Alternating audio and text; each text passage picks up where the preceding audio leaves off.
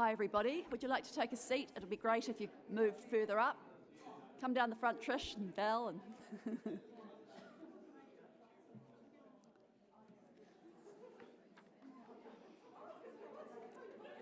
fabulous.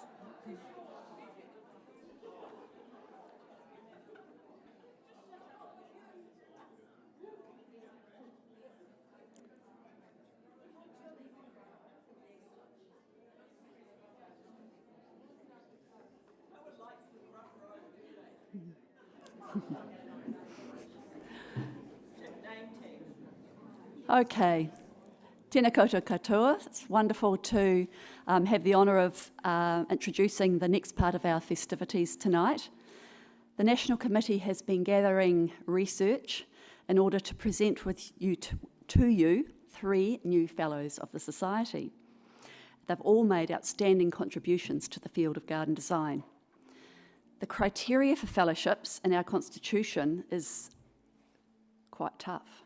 It includes having an outstanding body of work over a considerable period, being acknowledged by public and professional acclaim, having contributed to the society in a significant way, and having raised the profile of garden design in New Zealand. Candidates need to fulfil most, if not all, of these criteria. So these are the creme de la creme, these women. Oh, whoops. Some of the candidates wanted to emphasise that they are part of teams, that it's not just them on their own in delivering these gardens. But I think we would all acknowledge that this is a valid way of working as a garden designer.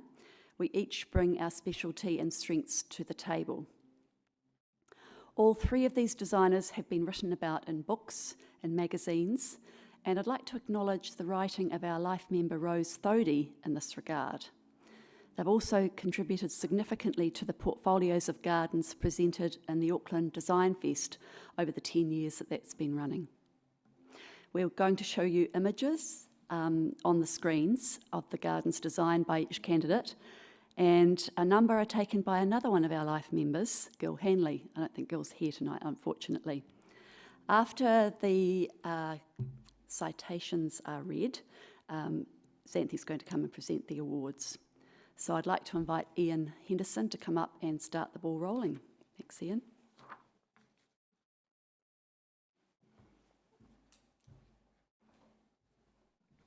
Kia ora tātou. It's my great pleasure to read the citation for Trudy Crerar, garden designer. Trudy has been designing gardens for over 30 years. She runs her design business from the far north and has designed gardens throughout the country with a depth of work ranging from tiny urban courtyards to large farms and coastal properties, shopping centres and resorts, from school produce gardens to gardens for prime ministers.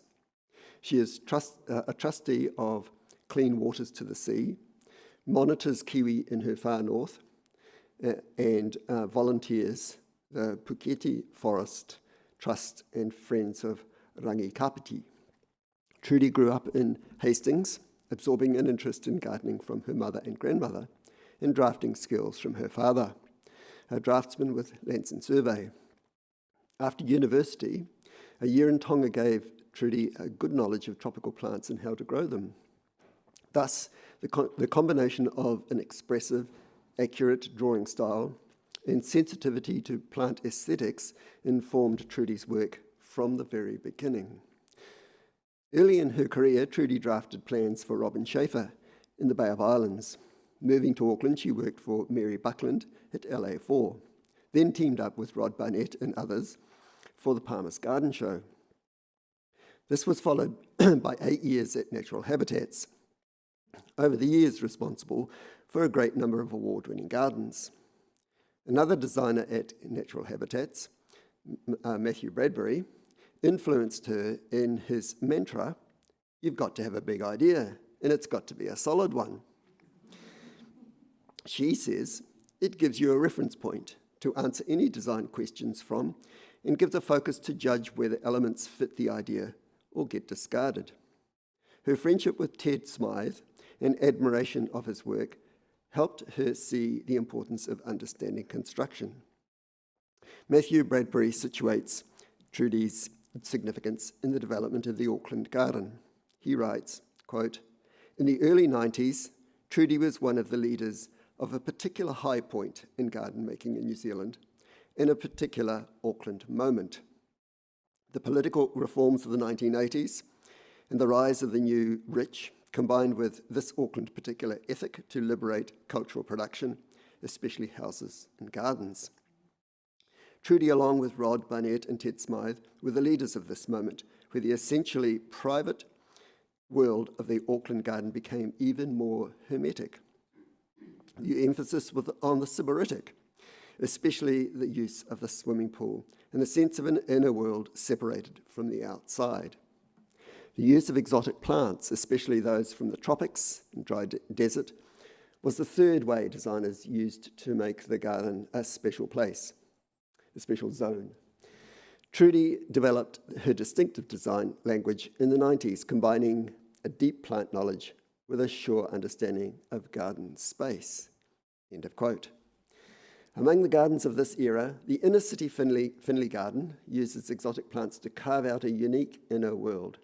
But it is probably Trudy's Kohimarama garden, originally owned by Ernest Yates, that best exemplifies her ability to combine both exotic and indigenous planting in imaginative combinations in structuring garden experience. It uses big ideas from Balinese and Taoist philosophies of journey and contemplation, with extensive stonework, water, and groves of Nico and cabbage trees. Since then, Trudy has designed gardens of all types, large rural, commercial, inner city, and grand home throughout the country. One, a Te Arai Point country garden with a Pip Cheshire barn-like house, skillfully takes advantages of site characteristics of topography, ecology, and scale to unobtrusively foreground the landscape. Her regular Design Fest gardens in Auckland demonstrate a sure hand at intense spatial interplay of plants, paved spaces, and sculptured architectural elements to suit their urban setting and their clients' lifestyle needs. Rose 30 describes one of Trudy's gardens as showing an enormous amount of intelligence and focus. Trudy's gardens have been featured in many publications. A sample includes Contemporary Gardens in New Zealand by Carol Bucknell and Sally Tagg, The Artful Gardener by Gil Handley and Rose 30, Landscape Gardens by New Zealand designers Rose 30 and Gil Handley, New Zealand Garden Style, Julian Matthews, Linda Hallinan, and again Gil Handley. Finally, a word from Trudy herself. The designs of gardens is a compelling journey and art form for me. A garden has the ability to deeply affect how people live. We members of the Garden Design Society of New Zealand are thrilled to honour Trudy with this award of fellowship tonight. Can you come forward?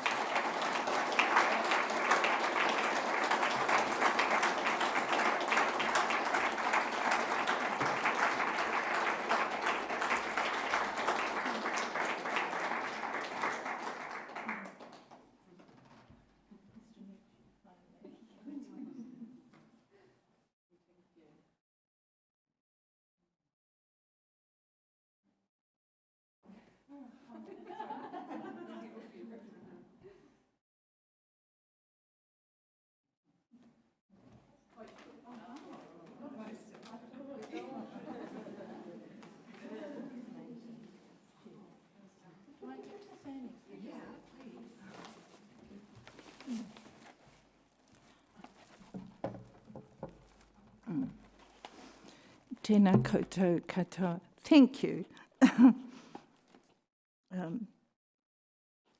I live in the far north, and it's wonderful to be able to come to a group of folk who I've known for a very long period of time. I'm an unqualified person in the realm of garden design. So this actually, the idea of fellowship brings me under your umbrella, for which I'm very grateful. Sorry, I'm like this. I'm hopeless in a crowd. I just want to say thank you, friends. Thank you to my colleagues over this very long period of time. Thank you, Rosemary, for coming. And my Crerar whānau in Auckland. Sorry, I'm a bit overwhelmed. Thank you.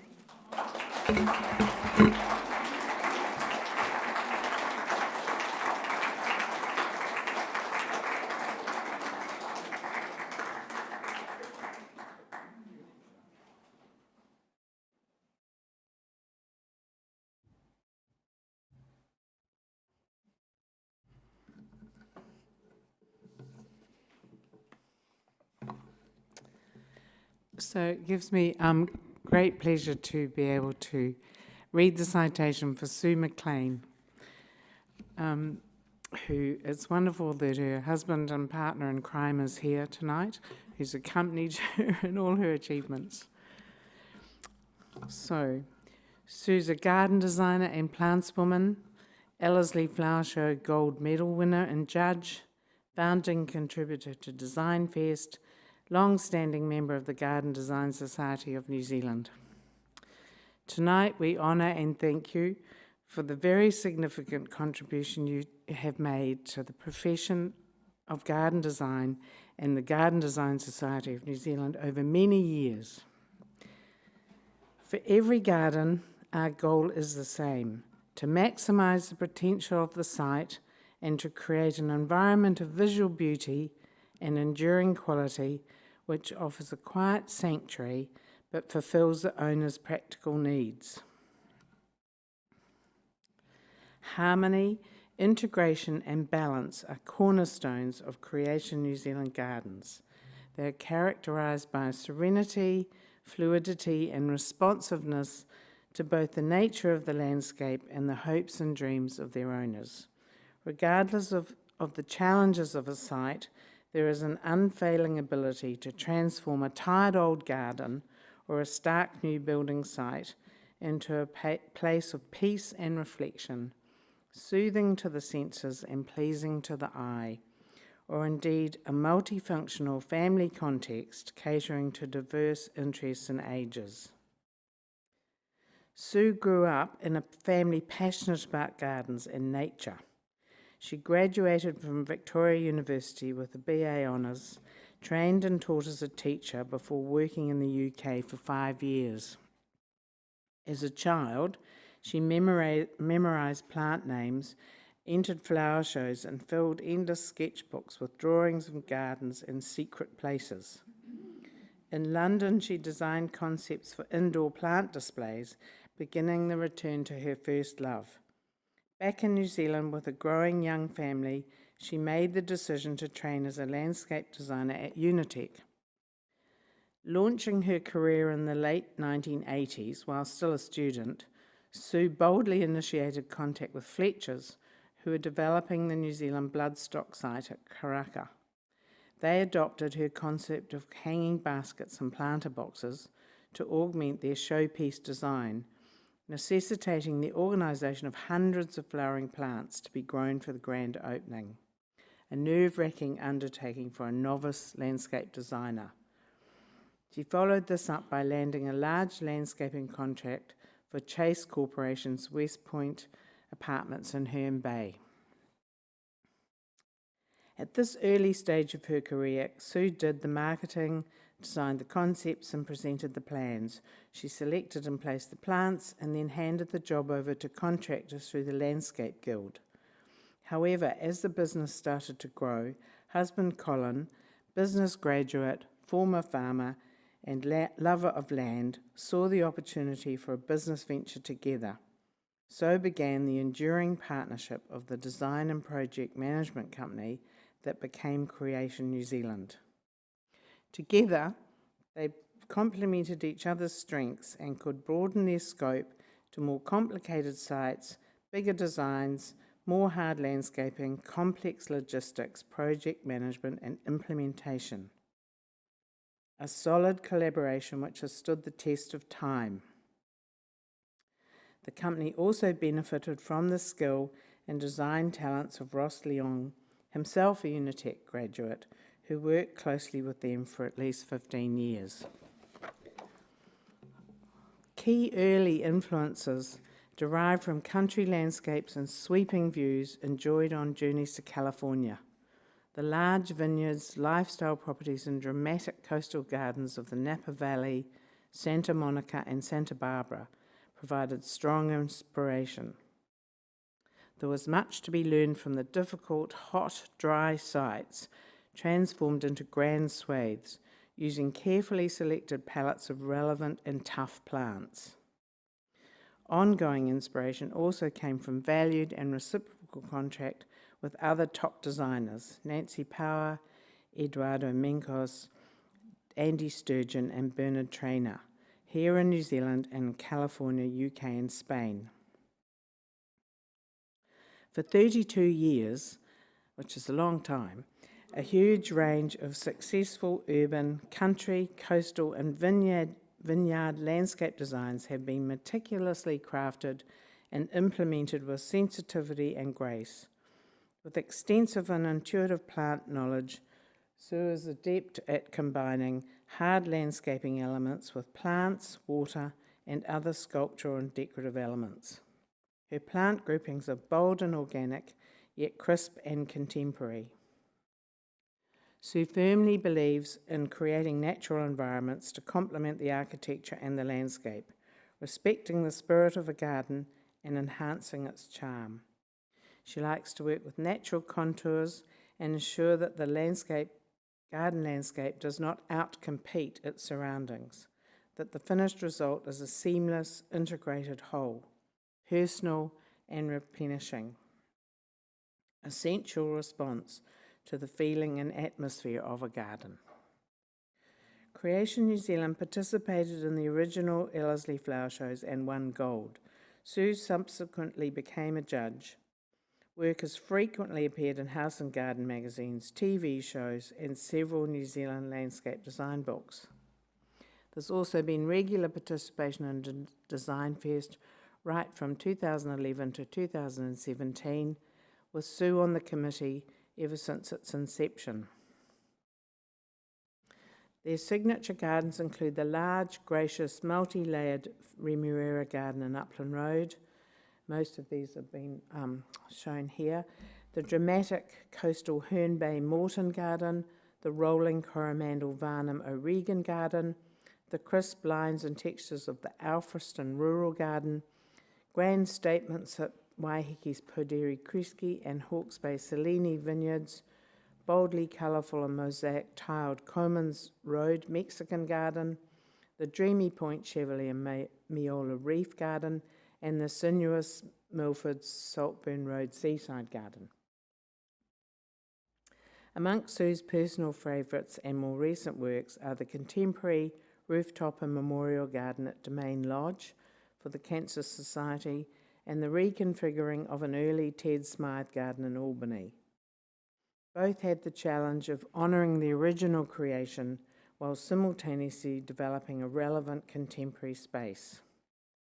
Sensitive issues were encountered such as uplifting, caretaking and relocating significant items, such as memorial roses, shrubs and plaques for the Cancer Society, and mature palms, cycads, dracaenas and aloes in the Ted Smythe garden.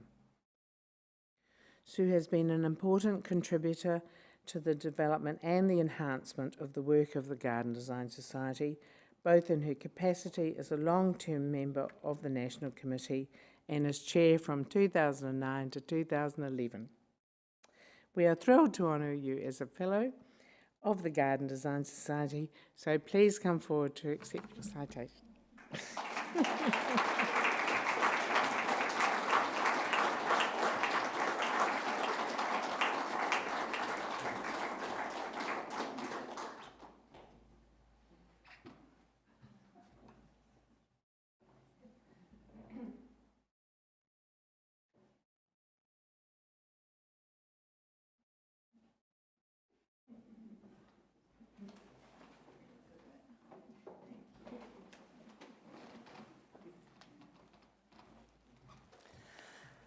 I think for all of us, it is a very emotional and humbling experience to have this honour and to be acknowledged in this way.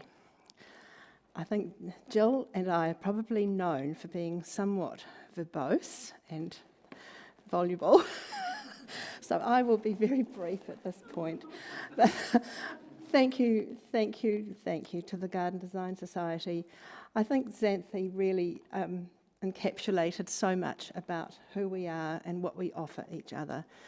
We have our backs. We love what we do. We are just a wonderful, collegial, enthusiastic, passionate group of people, and I just know that even the people who are close to me within the society and those who aren't, if I ever needed any help in any way, in any crisis, I could just contact any of you and you'd be right there. And I think for a group of 200 people, which is what I think the membership now is, that is a really fabulous thing to be able to say. I just love to thank my wonderful partner in crime, as Jill mentioned. Without him, there would be no gardens to plant. And without the lovely Ross Leong, who unfortunately couldn't be here tonight, who helped us so much with beautiful render drawings at the end of our collaborative design process, there would be no way that I could sell a concept to a client. And my kids, Hannah, who's here tonight, and my son Campbell, who put up with the most awful life in many ways honestly, I mean, they were just little kids when we just took this huge plunge into chucking everything in to try and do a sort of a landscaping business that could be our livelihood. There'd be all these ruses of, oh, we're going to go to this wonderful new adventure and it's going to be a wonderful treat at the end of it. And they just rolled their eyes and knew that it would be a job site or a nursery or... And one enduring photo that I've got that probably would have been quite cute to have on this roll was a Milford job in the early days with the silly ute parked outside and Hannah from intermediate in her uniform just looking absolutely miserable and Campbell in a wheelbarrow sitting absolutely disgruntled and furious and Colin digging a hole for a wood feature. We sort of have come a long way in over 30 years, but the Garden Design Society really is the most wonderful organisation I'm just so thrilled to be part of. Thank you, everybody. And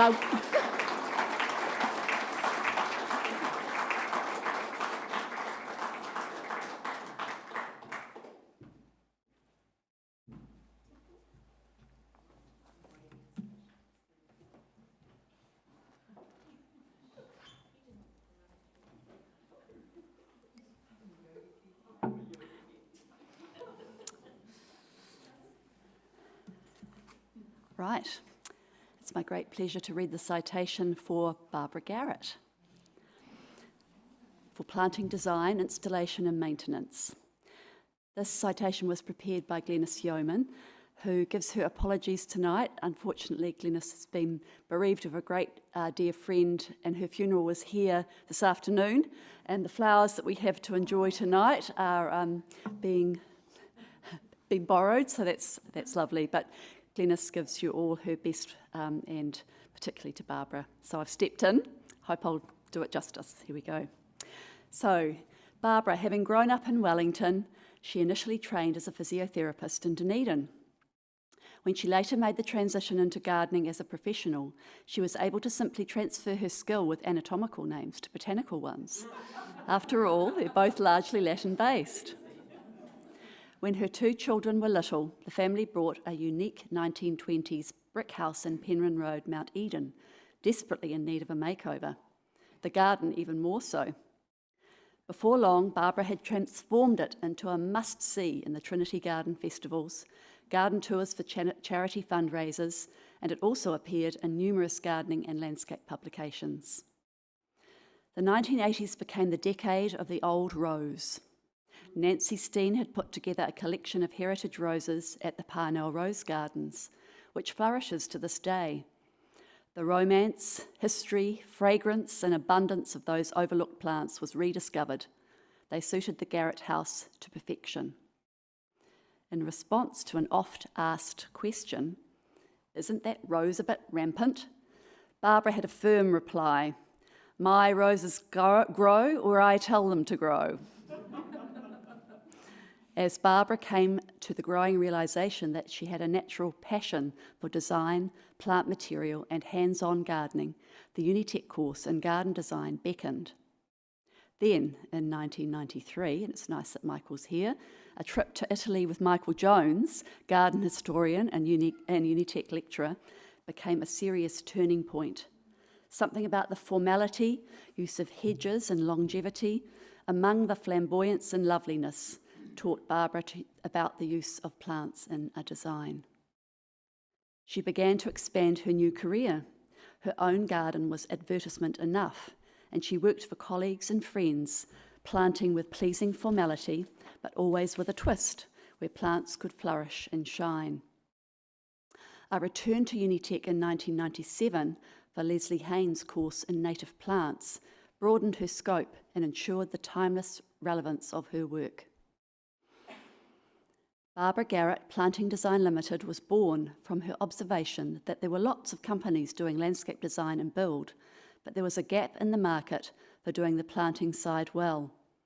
Her company specialised in planting design, installation of that design, and then ongoing maintenance. A close liaison with the client was a big part of the success of the planting schemes. Barbara's interest in a garden extended well beyond initial establishment to its eventual maturity over many years. Several gardens received her input for more than 15 years, and some clients have enjoyed Barbara's input for successive homes. Barbara has a keen eye for plant performance. Her nurserymen listen to her for her observations and recommendations about trees and plants which are suited to Auckland's climate. Her mantra is that you cannot really have a wonderful garden without healthy plants suited to the site and a regular professional maintenance regime. Barbara has firmly established that important link between design and gardening.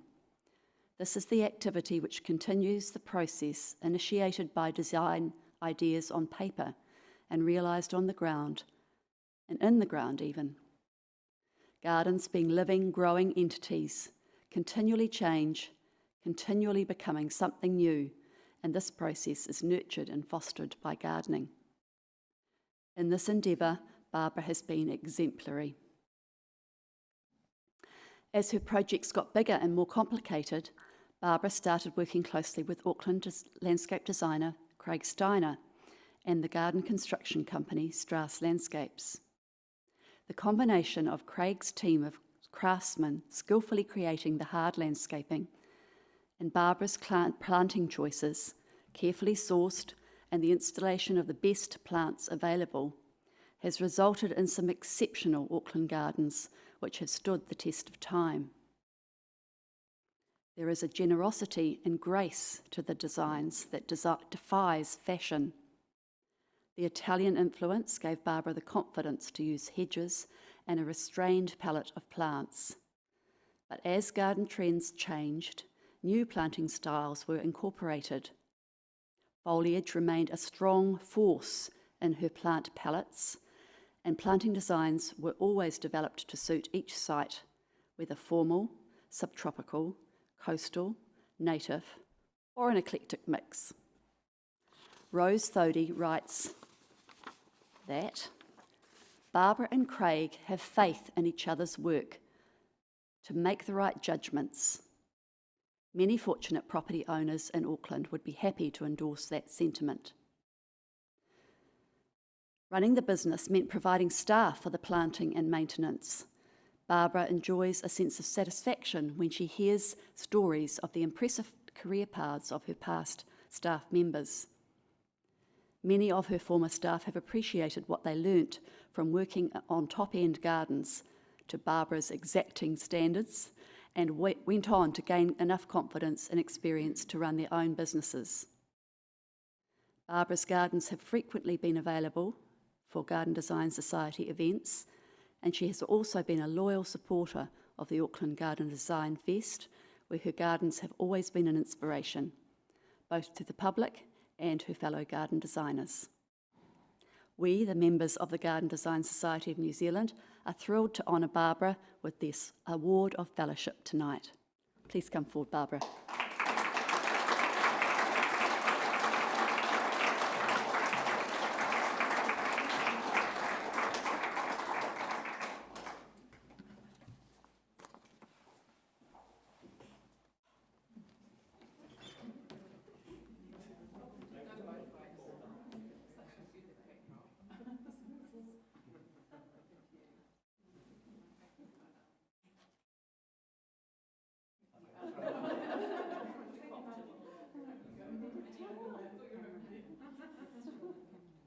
Stand up.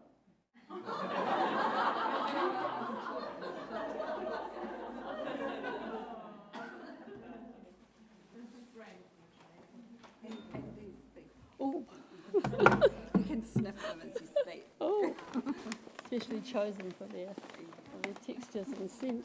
Thank you. The husband sitting grinning in the front. The long-suffering husband of Sue's already alluded to that, of course, that our families have been part of our journey, I think, and my children have said, as they were growing up, things like, "Mum, is that a good green?" Or things like when they wouldn't eat their dinner and their grandfather would say, "Well, if you don't eat your dinner, you'll have to be sent to your bedroom." And they said, no, our punishment, we go to a garden centre. So, but I guess I really have to acknowledge the support I've had from so many of my staff over the years and so many people in the nurserymen and all sorts of people throughout the garden industry, and especially Unitec and Garden Design Society, where a lot of my people that have worked with me over the years have come from. And I guess, unfortunately, Penny Milne's not here tonight because she and I started a journey together in the 90s, and the start of my working really was that she and I decided we'd have to raise funds to go on Michael's garden tour to Italy. So we decided we'd get together and find some clients and do a few gardens. So that was the impetus that got us started. And then after that, Glenys Yeoman followed, and her enthusiasm, of course, as we all know, really set me on my journey. And then, of course, she came to Unitec and we parted company. But then from that point on, the people that worked for me were either from Unitec or Garden Design Society. So I have to acknowledge Anna Marie Morris there, and Anne Farquharson, and Dallas, who has been and still is a very treasured and skilled person who I've worked with for a long time, and Jan Hart here, of course, as well. But there's a lot of guys that worked for me as well. We Unitec grads, but the first person we needed was somebody to dig holes, and that was Glenys Yeoman's Uncle Frank. He came along, and he was 70. He was a professional grave digger, and he was, and that's a true story. And he dug our holes for our trees when we first got started. And then we moved to Unitec graduates, so we had David McDermott and Rudolph, who we've known about and it's been spoken about tonight. And also Aaron Park was another one. And and Russell Dorr. And then more latterly, Rick Boone and Seamus O'Brien, who's really taken over my business now. So it's been a long journey, but of course without Strass Landscape, Craig Steiner, who's already been mentioned, and Jan, and the Strass team, we would have never had hard landscapes or to actually put plants in and look after the plants and have that team ethic, which is what actually really happened. So we did gardens on our own, but the Strass experience and having them there to work with was certainly a big part of my 30 years of creating gardens. So thank you.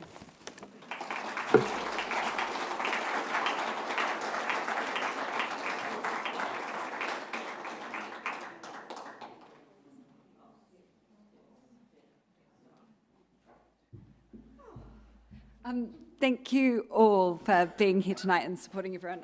Having been through this experience as well, I know that it's actually, being a fellow is a really big deal, and I never would have thought it was until I stood up here, so I completely know what you all feel like and how important that acknowledgement is, because it suddenly made me feel like I actually had, because I'm also unqualified, and so it's like that sudden sense of actually acknowledgement of a body of work, and it is a huge achievement to reach that point. And it's really wonderful that there are 3 people being acknowledged tonight, because there is a huge and amazing history and like depth of landscaping in this society that we really need to be celebrating. And I suspect there's quite a few more out there that will be coming through as well. So thank you all for being here and supporting everyone. And look forward to the next AGM, but also all the exciting events that we've got coming up as well. Thank you.